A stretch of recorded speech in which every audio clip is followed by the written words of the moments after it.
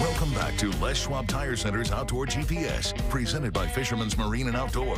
Now it's time for your weekend tech tip, brought to you by Chevy Silverado. Now, if you recall, back in December, I picked up a Willie drift boat from Portland Marine. Thank you very much. When you pick up anything, you always want to try to turn it into something that's more your own, right? You want to kind of improve things, make things that are more useful for yourself. And in this tech tip, I'm going to answer some of those questions. And the two first ones, because I had mentioned putting gator step in the drift boat. And for some folks, they were unaware of what that is and what it actually does for you. And in the application of a drift boat, why would there be such a benefit? And it turns out that this video got compressed or something, so it might not look great, but it's going to give you the idea of what I did here. Basically, what I did was cover every flat surface on the bottom of that 1760. Now, I went with the old school diamond plate middle floor because I like that. But, you know, on the sides, wherever you step, if you've got sand or gravel, or if you ever have spikes on, or which I don't recommend in an aluminum boat, or any boat for that matter, that gator step will help protect the aluminum and the zolotone from getting scratched up. So what I did here is we put that gator step on all the flat surfaces on both sides, and the walk-through on the front seat box, where you can kind of see right there in the middle by the push bar. So I made sure that everything that was going to get stepped on was covered, and then we added in the Willie logo on the front. You can see the gator step logo there, but also the rulers that are on the side, which I thought at the time, I'm like, okay, whatever. But when you're bobber dogging, a lot of times you're trying to be pretty specific on how long your leaders are, and I found that it was super useful.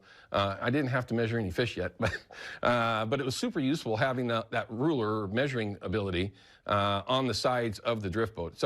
And one of the things that I found in a metal boat, which is, you know, there's pros and cons for plastic and metal, but one of the things about metal is it can be a little loud. It definitely quieted the boat down. Not tremendously, but enough to where you could notice it. So that gator step has a number of benefits, at least from what I found. Of course, Haxton's has that available for you. But the other part of the question was about the boat cover. I had mentioned that I had Haxton's make me a boat cover for the drift boat, because it's going to spend, 7 months out of the year, just parked alongside the house. I want to make sure that it's not going to get baked in the sun or just overall thrashed for no reason. And these photos just are not going to do it justice, so forgive me for that. But it is the most impressive boat cover that I've personally come across. You can actually put it on your drift boat and yet still leave your oar locks. Now, that's not common. A lot of the times when you have these tops made or find them pre-made, you can't leave the oar locks on, which you might not think is a big deal, but it certainly was very, very nice. And looking at it from the side here, that's about 5 inches from the rail going down the side. And then it has ropes on the other side that are, on a counter clock thing where you can kind of pull it, make it tight. Forgive me, I can't think of it off the top of my head. Ratchet, there it is. To make that thing just super tight, there's nothing in the middle holding it up, and the rain just runs right off it, which is one of the benefits of what Haxton's can do for you. It's easy to find. They can do the gator step for you, build you any top that you want. But those questions came up a lot, and quite honestly, I had taken the top off of the boat right when I got it, and I was unable to show it. At least I'm being honest with you. All right, let's go ahead and talk to Steven. Steven's from Portland. He's got a question about the interview we had with Mr. Herzog this past weekend. Steven, what's your question for everyone? Well, last weekend you had Ken Herzog on there, and he put on a split ring on the rooster tail. Yeah. And then a barrel swivel. Yes, sir. And then he was using like a number 2 hook. A number 2 sidewash. Yes. From the bottom of the barrel swivel to the hook, was he tying that on with fishing line? Oh, no, sir.